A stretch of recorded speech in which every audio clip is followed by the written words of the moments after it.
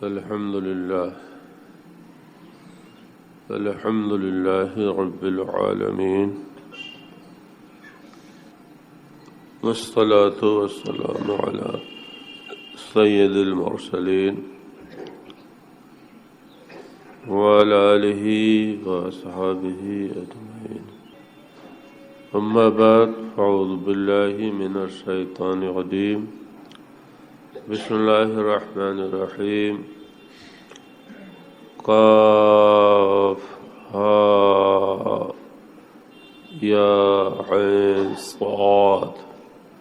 ذكر رحمة ربك عبده زكريا إذ نادى ربه نداء خفيا قال رب إني وهن العظم مني استعل الرأس شيبا ولم أكن بدعائك رب شقيا وإني خفت الموالي من ورائي وكانت امرأتي عاقرا فهب لي من لدنك وليا يرثني ويرث من آل يعقوب واجعله ربي رضيا.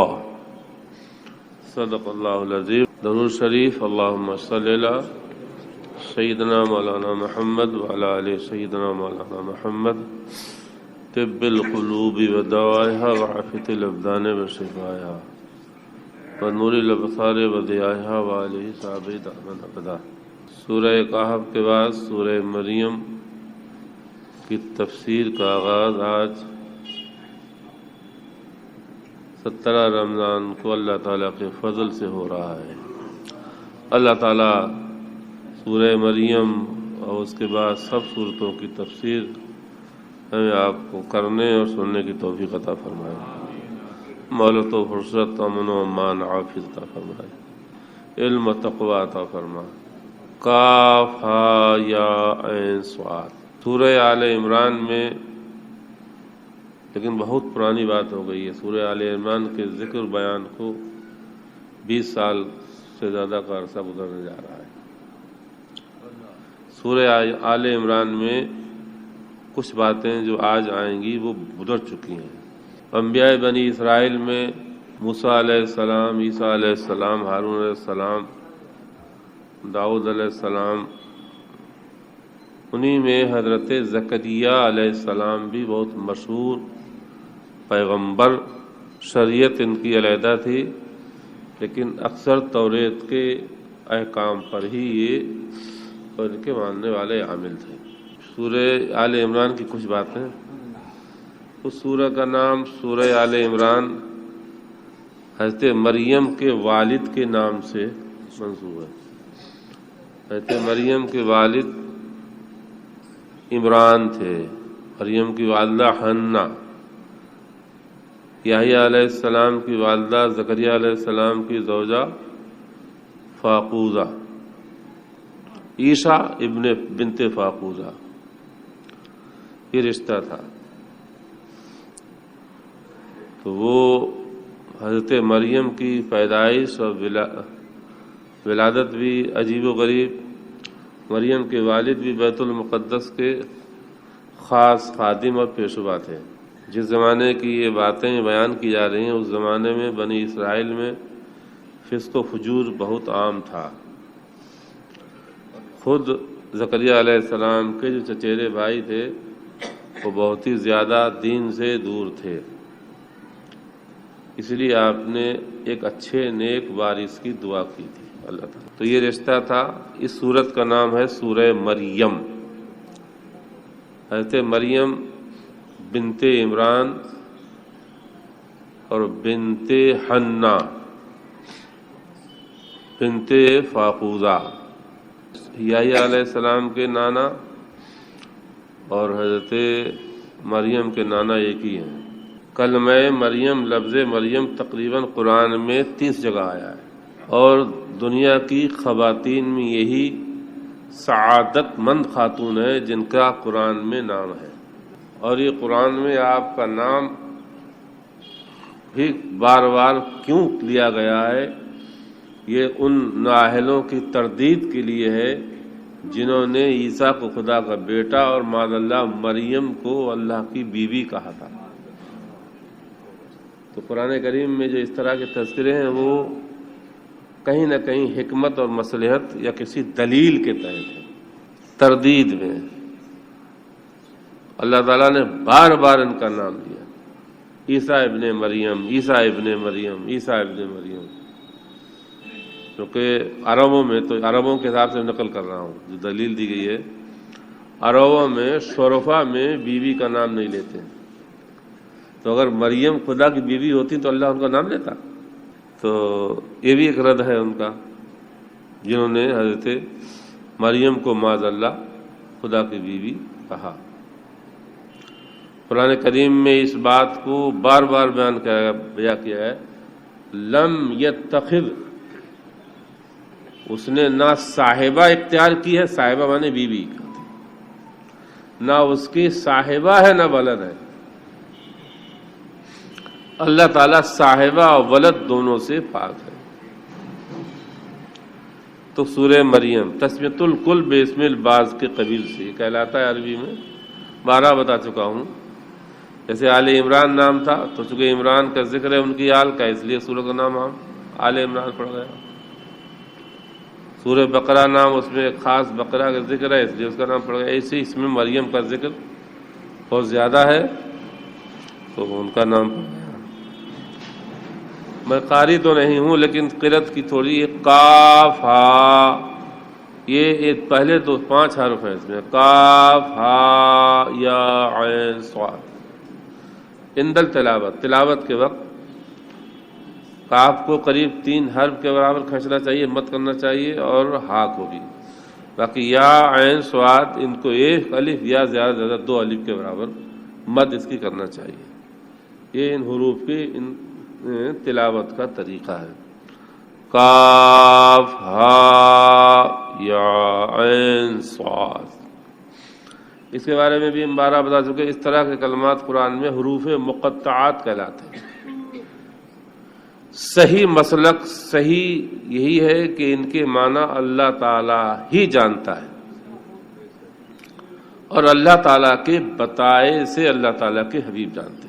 اللہ تعالیٰ کے حبیب کے بتائے سے اللہ تعالیٰ کے حبیب کے غلاموں نے تعویلیں کی ہیں، تو تعویل ہے وہ، تفسیر نہیں ہے، حقیقی مراد۔ اسی لیے ایک تفسیر کی کتاب ہے جلالین، میں نے 12 بتایا کہ وہ دنیا میں قریب ہر ادارے میں درس نظامی میں، درس میں، سلیبس میں داخل ہے، کورس میں داخل ہے، اور اس کا بڑا مقام ہے، تفسیر کی کتب میں بڑا مقام ہے۔ تو انہوں نے جہاں جہاں یہ حروف مقطعات آئے ہیں یہی تفسیر کی، اللہ عالم بمرادہ بذالک، یہ مانا اپنے اس کلام کی مراد اللہ تعالیٰ ہی جانے۔ یہ بھی سورہ آل عمران، لا یعلم تعویلہ الا اللہ، سورہ آل عمران میں آیت ہے، لا یعلم تعویلہ الا اللہ۔ اس طرح کے کلمات کی مراد صرف اللہ تعالیٰ جانتا ہے۔ والراسخون فی العلم یقولون، اور جو علم کے ماہر ہیں وہ یہی کہتے ہیں یہ جو کچھ بھی ہے میرے خدا کا کلام ہے، سمجھ میں آئے نہ آئے خدا کا کلام ہے۔ اب اس کے بعد جو تعبیریں کی ہیں کہ جیسے 5 حرف یہاں پر ہے، یا اور الف لام میم ہا میم یاسین طٰہٰ، ابھی طٰہٰ سورہ، اس کے بعد سورہ طٰہٰ آ رہی ہے۔ تو بہت سے لوگوں نے فرمایا کہ یہ سورتوں کے نام ہے، کسی نے کہا قرآن کے نام ہے، کسی نے کہا یہ اللہ، یہ حروف جو ہیں حروف مفردہ بھی کہتے ہیں ان کو، حروف مقطعات بھی کہتے ہیں۔ مقطعات قطع کا مطلب یہ کہ علیحدہ کر کے پڑھا جانا، حرف کو علیحدہ کرے، مفردہ علیحدہ کرے، اس کا معنی بھی یہ کہتا ہے۔ تو حروف مفردہ بھی کہہ سکتے ہیں ان کو، اور حروف مقطعات دونوں کہتے ہیں، اور کتابوں میں یہ دونوں لفظ ملتے ہیں، مراد دونوں کی ایک ہی ہے۔ جیسے اسد اور لیث بولے تو اسد اور لیث کا معنی ایک ہی ہے، دونوں مطلب شعر ہی آتا ہے۔ ایسے ہی حروف مقطعات یا حروف مفردہ۔ تو بعد نے فرمایا یہ اسماء من اسماء الحسنى، یہ اللہ تعالیٰ کے اسماء حسنہ کے نام ہیں، جو اللہ تعالیٰ کے اسماء صفاتیہ ہیں، اچھے اچھے نام ہیں، انہی کے نام ہیں. جیسے قاف، تو جتنے اللہ پاک کے نام کاف سے ہیں، جیسے قریب اس پہ ڈالے ہیں، عین سے علیم، صاد سے صبور، اس طرح کی. اس کے بعد جو صوفیاء کرام کا طریق ہے، ان کا اپنا جو انداز ہے، وہ بہت زیادہ روحانی اور معنویت پر مشتمل ہے. ایک بات تو میں کہوں گا ہی، یا پھر اللہ تعالیٰ کا احسان ہے کہ میں ان تفسیر کی کتابوں کا زیادہ مطالعہ کرتا ہوں جو برنگ تصوف ہیں. ہر انسان کا اپنا اپنا ایک مزاج ہوتا ہے. کوئی فقہ کی طرف، اللہ تعالیٰ کسی کو فقہ کی طرف میلان دے دیتا ہے، کسی کو حدیث کی طرف میلان دے دیتا ہے، کسی کی طرف دنیوی علوم میں بھی کوئی پڑھتے پڑھتے میتھ کی طرف چلا جاتا ہے، کوئی کسی کی طرف چلا گیا، کوئی بایو کی طرف، کسی کو ڈاکٹر بننے کی سوچتی ہے، کسی کو انجینئر بننے کی سوچتی ہے، کسی کو. تو یہ طبیعت اور اس کا میلان ہے. تو تصوف ایک ایسا علم ہے جو تر علم ہے. اور میں تو خشک دل ہوں، لیکن یہ اللہ تعالیٰ جن لوگوں کو یہ تصوف عطا فرماتا ہے یا جن کا دل مائل ہوتا ہے، انہیں بھی اللہ تعالیٰ کبھی نہ کبھی تری عطا فرما ہی دیتا ہے اپنے فضل سے. قرآن کریم میں 3 طرح کی آیات ہیں. ایک صریح المعنی، معنی صاف ہے بالکل، تھوڑا توجہ، قل هو اللہ احد، پہلے حبیب فرماؤ خدا ایک ہے. دوسرے وہ آیات اور کلمات یا وہ جملے جو خفیہ المعنی ہیں، معنی ان کے پوشیدہ ہیں لیکن ظاہر ہوئے ہیں. اور تیسرے وہ ایسے پوشیدہ کہ صرف جس نے وحی کی وہ جانے یا جس کو وحی ہوئی وہ جانے.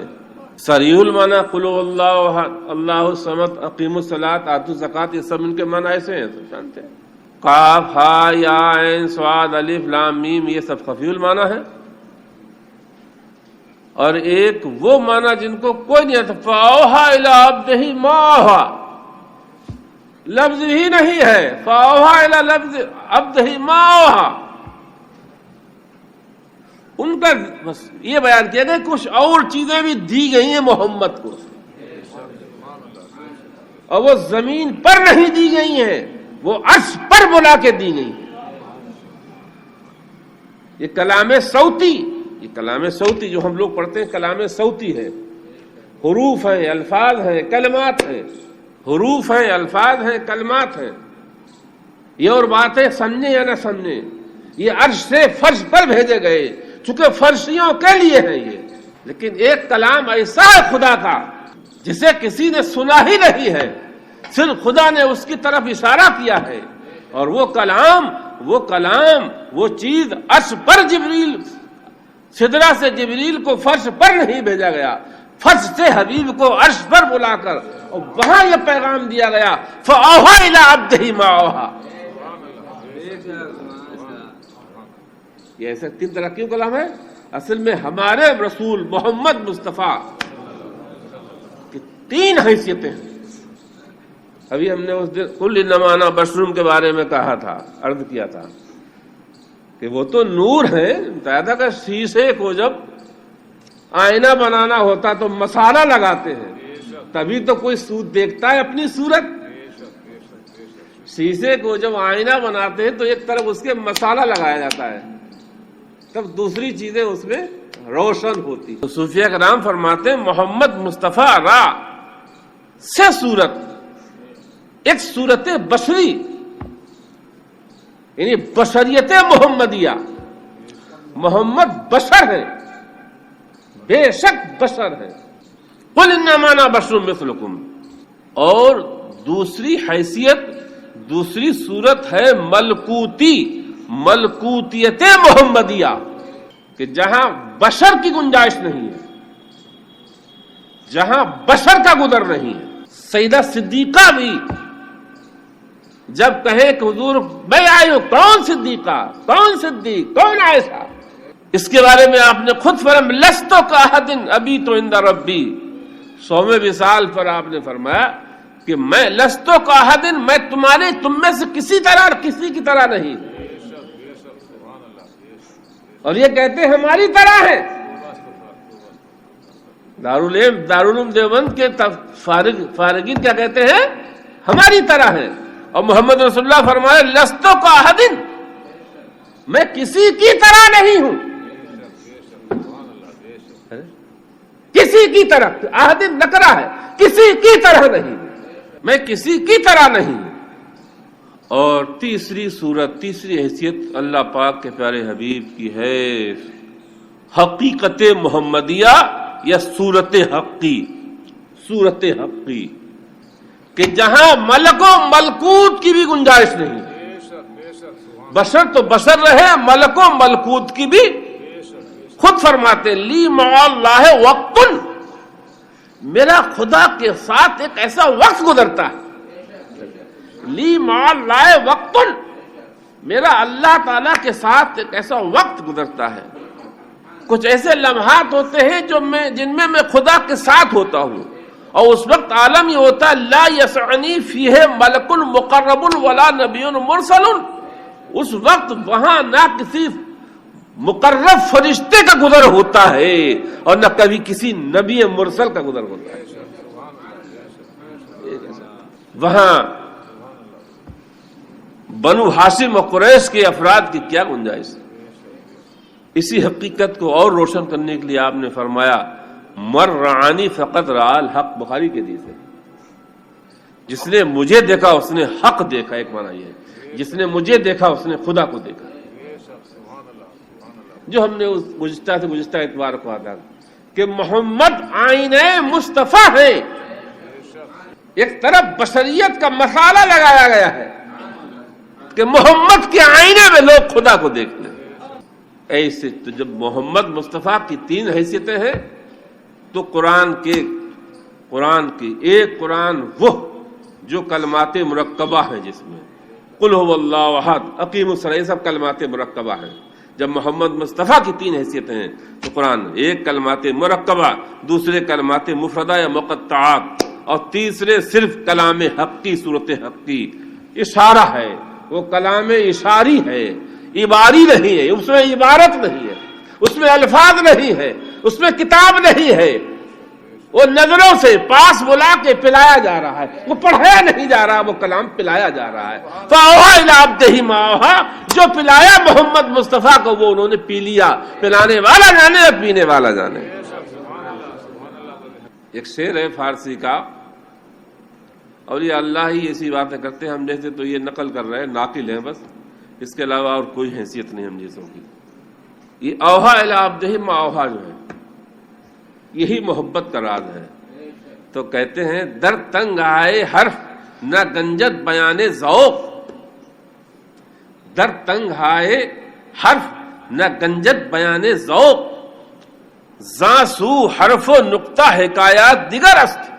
3 سوچنے والی چیز بنی ہے، اگر بے نقطے گئے تو سین ہے، چھوٹی سین ہے، 3 نقطے رکھے تو بڑی سین ہے، نقطے بتا رہے کہ یہ ہے، اسی سے معنی متعین ہوں گے۔ سمن سمن سمن، سین سے سمن، سا سے سمت، تو معنی تو ہے، تو یہ سب نقطے جو ہیں حرف اور نقطے سے معنی متعین ہوتے ہیں۔ اب بات کہی در تنگ ہے حرف گنجت بیان ذوق، لیکن یہ جہاں نقطے سے، حرف سے، جملوں سے، کلام سے معنی متعین ہو، یہ کیا ہے؟ اس دنیاوی مکتب کی باتیں ہیں، دنیاوی اداروں کی باتیں ہیں، جہاں کاغذ قلم ہوتا ہے، ٹیچر مدرس ہوتا ہے، بلیک بورڈ ہوتا ہے، وہاں حروف کا سہارا، نقطوں کا سہارا، قلم کا سہارا لیا جاتا ہے۔ لیکن بیان ذوق، بیان محبت، مکتب عشق، مکتب محبت، مکتب محبت وہ مکتب ہے، وہ ادارہ ہے، وہ مدرسہ ہے جہاں حروف کے معنی کچھ اور ہوتے ہیں، جہاں نقطے سے مراد کچھ اور ہوتا ہے، وہاں کی حکایتیں، وہاں کے داستانیں علیحدہ، در تنگ آئے حرف نہ گنجت بیان ذوق. حرف کی تنگ دنیا میں محبت کا بیان کہاں آ سکتا ہے؟ اس کو محبت کی باتیں حرف کی تنگ دنیا کہاں اپنے اندر لے سکتی ہے؟ ذا سو حرف و نقطہ حکایت دیگرت، وہاں تو حرف اور نقطے کے کچھ دوسرے معنی ہوتے ہیں. کاف یا صاد. اعلیٰ حضرت کا شعر ہے. ابھی آپ پڑھ رہے تھے نا، اعلیٰ حضرت یاد آ رہے تھے کہ ان کا ہی کفن میلا نہیں، ہم لوگ تو ایسے خود ہی مدنی میلے ہیں. تو انہیں ملا تھا حصہ. جو ہم باتیں کر رہے ہیں، ہماری جو باتیں ہیں وہ سراپا عشق تھے. تو اللہ تعالیٰ نے اپنے حبیب سے کچھ اوقات میں ایسے کلام کیے ہیں کہ جو امین وحی ہیں انہیں بھی پتہ نہیں. قرآن میں امین وحی کہا گیا جبرائیل کو. کچھ ایسے تعلق ہیں، کچھ ایسے اوقات ہیں اللہ تعالیٰ کے پیارے حبیب کے خدا کے ساتھ کہ جہاں امین وحی کی بھی گزر نہیں ہے. فَأَوْحَىٰ إِلَىٰ عَبْدِهِ مَا أَوْحَىٰ. ان میں جبریل کو واسطہ نہیں بنایا گیا. جبریل تو سدرہ ہی پہ رکے رہے. وہ جبریل کے ذریعے سے کلام نہیں کیا گیا، نہ اس میں جبریل کو ذریعہ بنایا گیا. وہ اسرار تھے، وہ رموز تھے. اور ایک حدیث اس میں جو میں گفتگو کر رہا ہوں، اس پہ حدیث شاہد عادل ہے کہ یہی آیت تھی کاف. جبریل لائے کاف، یہی اسی طرح پڑھا. حضرت ہم بھی قرأت پڑھ رہے ہیں، لیکن ہم یہ جو قرأت ہے، علم تجوید ہے، یہ اصل میں پڑھنے کا نام نہیں ہے. تجوید یا قرأت یہ نقل ادا کا نام ہے. قاری جیسے ادا کرے اس کی ادا کو نقل کرنے کا نام تجوید ہے. تو ہم کتنے ہی کچھ کریں، لیکن ہم وہ جو قاری اس کو ادا کر کے دکھائے گا وہ ہم نہیں کر سکتے. تو اب ظاہر بات ہے پڑھا جبریل نے ہو، سنا رسول اللہ نے ہو. کیا انداز جبریل کے پڑھنے کا ہوگا. کاف. جب جبریل کاف کہہ چکے تو نبی نے فرمایا علم تو میں نے جان لیا، آگے بڑھو. پھر بولے ہاں، سرکار نے فرمایا یہ بھی سمجھ گیا میں، آگے بڑھو. پھر بولے یا، فرمایا میں سمجھ گیا، آگے بڑھو. پھر پڑھا عین، فرمایا سمجھ گیا، آگے بڑھو. پھر پڑھا صاد، فرمایا سرکار نے یہ بھی سمجھ گیا، آگے بڑھو. تو جبرائیل بولے یا رسول اللہ کیفا علمتا معلم عالم. میں تو سمجھا نہیں، میں لایا ہوں، آپ کیا سمجھ گئے جانے. پر یہی تو ہے ما اوفا الی عبدہ ما اوحا. تو یہ ہیں اللہ تعالیٰ کے پیارے حبیب کے مقام و مرتبے، جن کو اللہ تعالیٰ جانتا ہے یا رسول اللہ جانتے ہیں. صدیق بھی اتنے ہی جانتے جتنا بتایا گیا. علی اور خدیجہ بھی اتنے ہی جانتے ہیں جتنا بتایا گیا، اتنے ہی جانتے ہیں. یہی حال علم کا ہے. چاہے ابو ہریرہ ہو، ہزاروں حدیثیں بیان کرنے والے، چاہے باب العلم ہو، چاہے مولا علی ہو، چاہے عثمان ابن عفان ہو، چاہے وہی ابن کاف ہو، قاری قرآن ہو، جانتے اتنے ہی جتنا انہیں بتایا گیا ہے. یہ تو اتنی گفتگو ہوئی کاف ہا یا عین. اب میں نے وہ تاریخی باتیں جو بتائی تھیں، حضرت زکریا علیہ السلام کی ایک دعا کا ذکر ہے ان پہلی آیتوں میں. سورہ آل عمران میں گزر چکا ہے کہ حضرت مریم کی ولادت جو ہوئی تھی تو ان کے والد کا انتقال ہو چکا تھا. تو پورا وہ ایک قرعہ ڈالا گیا تھا. تو حضرت مریم کی تربیت اور کفالت قرعہ ڈالا گیا تو حضرت زکریا علیہ السلام کے اس میں آئی تھی. بیت المقدس کے بالا خانے میں حضرت مریم رہتی تھیں، اور وہیں حضرت زکریا علیہ السلام صبح شام ان کے پاس جاتے تھے اور چیزیں دیکھتے تھے. چونکہ ان کی پیدائش بھی عجیب و غریب تھی، ان میں خوبیاں پہلے سے ظاہر ہو گئی تھیں، حضرت مریم میں تھیں. تو حضرت مریم کے پاس حضرت زکریا علیہ السلام بے موسم پھل پاتے تھے. گرمی کے پھل سردی میں اور سردی کے پھل گرمی میں. جو پورے فلسطین میں یہ سب باتیں سب فلسطین کی ہیں. جس زمانے کی یہ باتیں ہیں اس زمانے میں فلسطین 12 سلطنتوں یا 12 امیروں میں یا 12 صوبوں میں یا 12 ذمہ داریوں میں بٹا ہوا تھا بنی اسرائیل. یعقوب علیہ السلام کے 12 بیٹے تھے، 12 بیٹے تم 12 میں بٹا ہوا تھا یہ. اور تقریباً 24 خادم تھے اس وقت بیت المقدس کے، جن کے انتظام تھا مہمانوں کی، وہی بیت المقدس مسجد کا انتظام کرنا، مہمانوں کا انتظام کرنا، عبادت کا انتظام کرنا، ساری چیزوں کا انتظام، روشنی کا انتظام، صفائی کا، نظافت کا، یہ سب اس طرح سے اوقات بٹے ہوئے تھے. وراثت کی وجہ سے اوقات نہیں، بازاروں پہ نہیں بڑھ جاتے ہیں تو جب یہ اتنے تھوڑے اتنے تک وہ آئے گا وہ آئے گا. یہ ہندوستان میں بازاروں میں بٹے ہوئے، لیکن یہاں تو یہ آمدنی والے بٹے ہوئے، خدمت والے نہیں بٹے ہوئے، الا ماشاء اللہ. تو حضرت زکریا علیہ السلام کی جس وقت کی دعا کی گئی ہے تو مختلف روایتیں ہیں. کسی نے بتایا کہ 75 برس عمر تھی، کسی نے 70 بتائی، کسی نے 98. زیادہ کتاب ملتا 98. اس وقت عمر آپ کی 98 برس تھی. آپ کی زوجہ محترمہ فاقوزہ بنت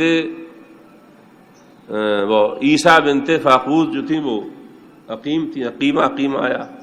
جب بے موسم پھل دیکھے تو ایک دم جذبہ بیدار ہوا کہ جب اللہ تعالی حضرت مریم کو بے موسم پھل دے سکتا ہے تو میرا وقت نکلنے کے بعد بھی خدا ہمیں اولاد دے سکتا ہے. اس بات میں قادر ہے. اسی خدمت کے دوران تنہائی میں، خلوت میں مریم سے ہٹ کے ایک دعا کی. اور دعا میں جو عرض معروض ہے، پہلے 6 جملوں میں اپنی عرض معروض، اپنی کمزوری.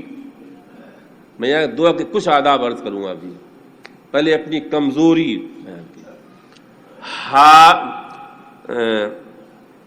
ذکر و رحمت رب کا عبدہ زکریا. یہ ایک بیان ہے، یہ مذکور ہے، یہ تذکرہ ہے تیرے رب کی رحمت کا جو اس نے اپنے بندے خاص زکریا پہ کی تھی. یہ ایک بیان ہے، یہ مذکور ہے، یہ تذکرہ ہے، یہ قصہ ہے.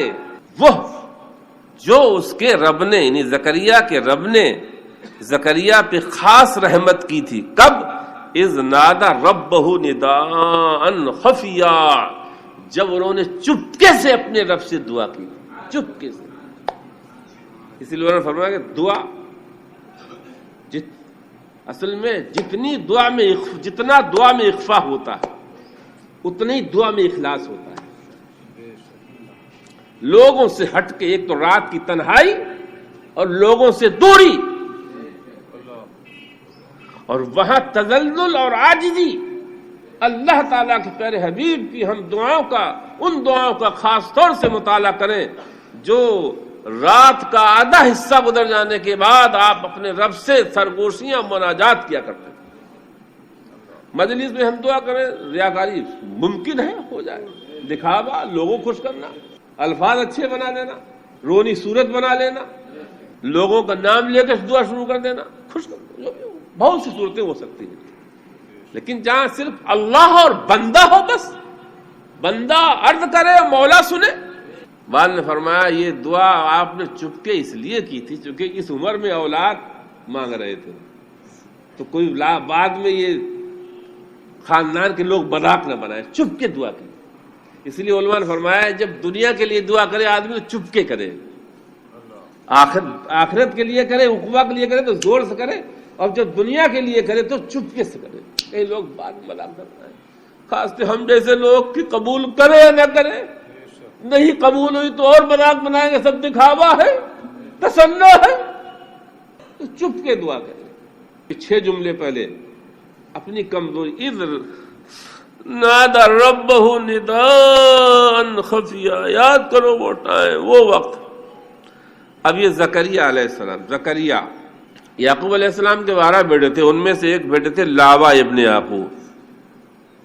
لاوا ابن یعقوب ہی کی اولاد سے تھے موسیٰ علیہ السلام اور ہارون علیہ السلام. یعقوب علیہ السلام بیٹے ہیں اسحاق علیہ السلام کی، اسحاق علیہ السلام بیٹے ہیں ابراہیم علیہ السلام کی. یہ سب برکتیں آل ابراہیم کی ہیں. ہم جو دعا کرتے ہیں اللہم صلی علی محمد و آل محمد کما صلیت علی ابراہیم و علی آل ابراہیم انک حمید مجید، یہ سب برکتیں آل ابراہیم کی ہیں. اور یہ صدقہ سب محمد مصطفیٰ کا ہے.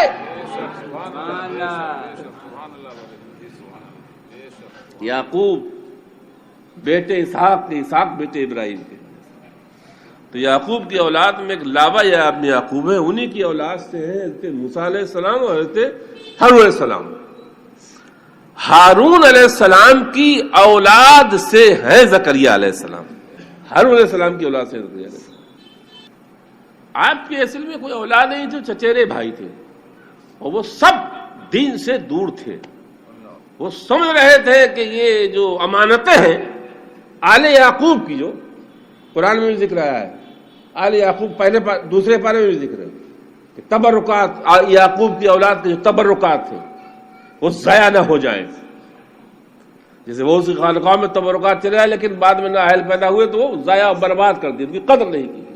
تو یہ خوف طاری ہے لاحق تھا کہ چچیرے بھائی ہیں، میرے بعد یہی بنیں گی تو بہت بد چلن ہے، دین سے ان کا کوئی تعلق نہیں، نہ علم دین رکھتے ہیں اور فسق و فجور میں مبتلا رہتے ہیں.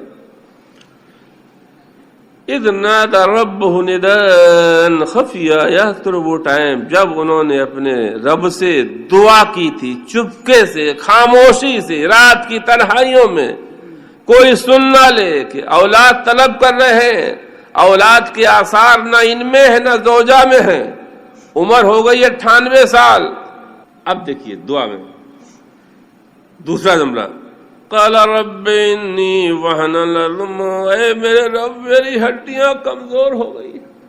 دعا میں اپنی کمزوری، اپنی لاچاری، اپنا احتیاج، اپنا فقر، یہ دعا کے سلیقوں میں خاص سلیقہ ہے. دائی کو اپنی احتیاج، اپنی مفلسی بیان کرنا صحیح آتی نہیں آتی ہے. قال رب انی وہن العظم، عظم مانے ہڈی کہتے، وہن مانے ہلکی ہو جانا، کمزور ہو جانا. بڑھاپے میں ہڈیاں ساتھ چھوڑ جاتی ہیں، سب جانتے ہیں. عرض کی میرے رب، میرے پروردگار، میرے مالک، میری ہڈیاں بہت کمزور ہو گئی ہیں. ضعیف ہو گئی نہیں، کمزور ہو گئی ہیں، بہت کمزور ہو گئی ہیں. دوسرا جملہ ہے وَاسْتَعْلَ الرَّأْسُ شَيْبًا، اور سر میں بڑھاپے کا بھبوکا پھوٹا ہے، بال ایک دم بھبوکا ہو جائے. اصل وشتالا کا ترجمہ ہے، وشتالا شولا ہے، شولا ایک دم بال سفید ہو جانا. اعلیٰ ترجمہ ہے بھبوکا ہی کیا ہے، یعنی بال پورے یہ سفید ہو گئے ہیں، مکمل سفید ہو گئے، پورا بڑھاپا آ چکا ہے. لیکن میرے یقین کا یہ عالم ہے، میرے ایمان کا یہ عالم ہے، تیری بارگاہ رحمت، تیرے جو قدیم احسانات ہیں، جو تیری پرانی کرم نوازیاں ہیں، جو تیری گزشتہ عطائیں ہیں، جو تیری نوازشات ہیں، جو تو نے مجھے عطائیں، ہم پر عطائیں نوازشات کی ہیں، ان کے ہوتے ہوئے میں اس عمر میں بھی مایوس نہیں.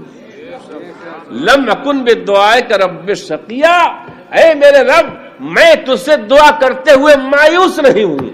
اگر تو چاہے تو ابھی بھی وہ کام ہو سکتا ہے جس کے بارے میں کوئی نہیں کہتے.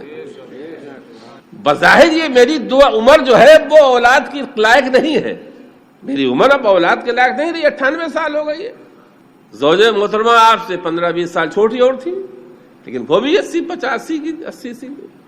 لیکن جو سابقہ احسانات ہیں وہ مجھے ابھار رہے. یا قدیم الاحسان یا من احسان فوق کل احسان، تیرے تو بے شمار احسان ہے، ہر احسان سے اوپر تیرا احسان ہے، ہر محسن سے بڑا تو محسن ہے. ماں بھی محسن ہے، استاد بھی محسن ہے، باپ بھی محسن ہے، مرشد بھی محسن ہوتے ہیں، نبی بھی محسن ہے، سب محسن ہے، لیکن سب سے بڑا احسان خدا کا احسان، سب سے بڑا احسان یا قدیم الاحسان، سب سے پرانا احسان، سب سے بڑا احسان خدا کا احسان. تو تیرے گزشتہ احسانات یہ ہمیں ابھار رہے کہ ہم، اور جب جب ہم نے دعائیں کی ہیں مولا تو نے قبول کی ہیں، انہی دعاؤں کو جو تو نے دعائیں قبول کی ہیں انہی کو میں وسیلہ بنا رہا ہوں. یہ بھی کریم کو خوش کرنے والی بات ہوتی ہے. جیسے ایک فقیر آیا، عورتیں آتی ہیں، ارے میں تو ہر سال آتی ہوں تمہارے گھر، تم آج لوٹال نہیں ہوئے، تو آدمی چل ہر سال آپ تو دو کچھ. مولانا لوگ اپنی بولے کے آتے رودار جو سال گزشتہ تم نے اتنے دیے تھے تو یار تم تو دینا چاہیے تھے. فطری بات ہے یہ عام بات بتا رہا ہوں. یہ بھی یہ احسانات یاد کرانا ہے. تو انسان اپنا ذوف، اپنا تذلل، اپنی محتاجی بیان کرے مولا کی بارگاہ میں، اور ساتھ میں مولا کے جو سابقہ احسانات ہیں ان کا بھی ذکر کرے. ان محتاجا قال لعبادی ان الذی احسنت الیہ وقت کذا. ایک حکایت ہے سامنے رکھی ہے. ایک فقیر گیا ایک کسی غنی کے پاس اور پہنچا، بھائی میں وہی ہوں جس پہ آپ نے فلاں وقت بہت احسان کیا تھا. تو اس نے کہا بہت خوب، ماشاء اللہ، تم نے وسیلہ بہت اچھا بنایا، اور جتنا دینا تھا اس سے زیادہ اس نے دے دیا. چونکہ جو کریم ہوتا ہے پہلے وہ دے چکا ہے، اب آج منع کر رہا ہے تو ظاہر بات ہے پہلے والا احسان ختم ہو جائے گا. تو یہ عرض کی وَلَمْ أَكُ بِالدُّعَاءِ رَبِّ شَقِيًّا، اے میرے رب میں کبھی بھی جب بھی ہم نے دعا کی ہے تو نامراد نہیں رہا ہوں، مرادیں ملی ہیں ہمیں. اب تیسری جور وَإِنِّي خِفْتُ الْمَوَالِيَ مِنْ وَرَائِي، اور مجھے قرابت داروں سے بہت خوف ہے، میرے بعد یہ سب برباد کر دیں گے. جو آل یعقوب کی برکتیں چلی آ رہی ہیں، بیت المقدس کی خدمتیں ہیں، یہ علم کی جو وراثت ہے، یہ سب برباد کر دیں گے. بتانا چاہتے تھے کہ میرے رب مانگ تو ضرور بیٹا رہا ہوں، لیکن اس بیٹے میں بھی دینی وراثتوں کی حفاظت مطلوب ہے، دینی وراثت کی حفاظت مطلوب ہے. مجھے ڈر ہے کہ جو ہمارے قرابت دار ہیں، موالی مانے قرابت دار ہیں، خاندان کے لوگ ہیں، ان سے مجھے ڈر ہے، اور میں ضعیف ہو گیا ہوں، بوڑھا ہو گیا ہوں، میری قوتیں جواب دے گئی ہیں. جو میرے چچیرے بھائی ہیں، موت قریب ہے. یہ سب بنی اسرائیل، کانو شرارہ بنی اسرائیل کے شریر ترین لوگوں میں تھے. یہ امت کی خلافت کے فرائض انجام نہیں دے پائیں گے. وَكَانَتِ امْرَأَتِي عَاقِرًا، اور اے میرے رب جو میری اہلیہ ہے عیشا بنت فاقوز، جو بہن ہے حنا بنت فاقوز کی، وہ عاقر ہیں. اللہ اکبر. اب دعا، یہ تو اتنے الفاظ عرض و معروض. فَهَبْ لِي مِن لَّدُنكَ وَلِيًّا يَرِثُنِي وَيَرِثُ مِنْ آلِ يَعْقُوبَ. تو اے میرے رب مجھے ہبہ کر. ہبہ کہتے ہیں اس عطا کو جو بلا عوض بلا بدلے. اب کوئی عوض نہیں ہے، آثار تو ہے ہی نہیں، میں 98 برس کا ہوں، یہ زوجہ اتنی عمر کی ہے. اب جو ہوگی وہ تیری عطا ہوگی، من لدن کا تیرا فضل ہوگا. حب امر کسے گا، حب دے عطا کر اپنے فضل سے. یعنی یہاں اسباب نہیں ہے. اب میری پیاس بجھا. جب پانی ہو، موجود اسباب ہو تو ٹھیک ہے. جب پانی دور دور تک نہیں ہے، پیاسا شدت سے ہوں، تشنا ہوں، تو اپنے فضل سے پیاس بجھا. تیرا جو فضل عمیم ہے، تیرا جو کرم وسیع ہے، اس کے ذریعے سے. اسباب تو نہیں ہیں، چونکہ اب زوجہ بھی ولادت کی اہلیت نہیں رکھتی ہیں، ولادت کے لائق نہیں رہی ہیں.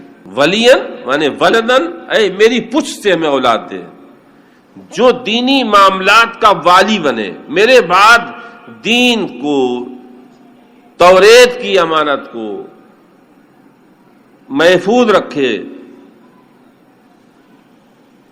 علم، نبوت، یہ ساری چیزیں محفوظ رہیں. ایک وراثت مالیہ ہوتی، ایک وراثت علمیہ ہوتی. چونکہ زکریا علیہ السلام نبی تھے، اور انبیاء کے بارے میں ہے، وہ خود حدیث میں ہے، سرکار نحن معاشر الانبیاء لا نورث ما ترکنا صدقہ. ہم کوئی مالی وراثت نہیں چھوڑتے ہیں، ہم جو مال چھوڑتے ہیں، انبیاء کی جماعت جو مال چھوڑتے ہیں وہ صدقہ ہوتا ہے، وہ امت پر سب صدقہ ہوتا ہے. تو یہاں یہ رسنی وراثت بنا ہے. مطلب یہ کہ وراثت علمیہ، وراثت دینیہ، نبوت کی وراثت، علم کی وراثت. اب اسی آیت سے آج علمیہ ہے ہماری جماعت میں، خاص طور سے ہم دیکھتے ہیں آج سے 50-60 سال پہلے جن خانقاہوں میں اچھے بزرگ اور اچھے جانشین گزرے ہیں، آج ان خانقاہوں کے پتہ نہیں ہے کہاں سے کمی ہوئی ہے. ایسے نااہل لوگ جو کتاب و سنت کے علم سے کورے ہیں، عاری ہیں، خالی ہیں، بیٹھے ہوئے. اور اس کے بعد بھی جد و جہد کی ان کے مورثوں نے اپنا جانشین بنانے کی، اسی لیے ان کی وراثتیں ضائع ہو رہی ہیں، برباد ہو رہی ہیں، قوم بھی جو ہے وہ اچھی خاصی گمراہی کی طرف جا رہی ہے۔ اس سے پتہ لگا کہ کوئی عالم ہے، کوئی شیخ ہے، کوئی مرشد ہے، نیک وارث کی دعا اپنے لیے کرے تو یہ جائز ہے، ناجائز نہیں۔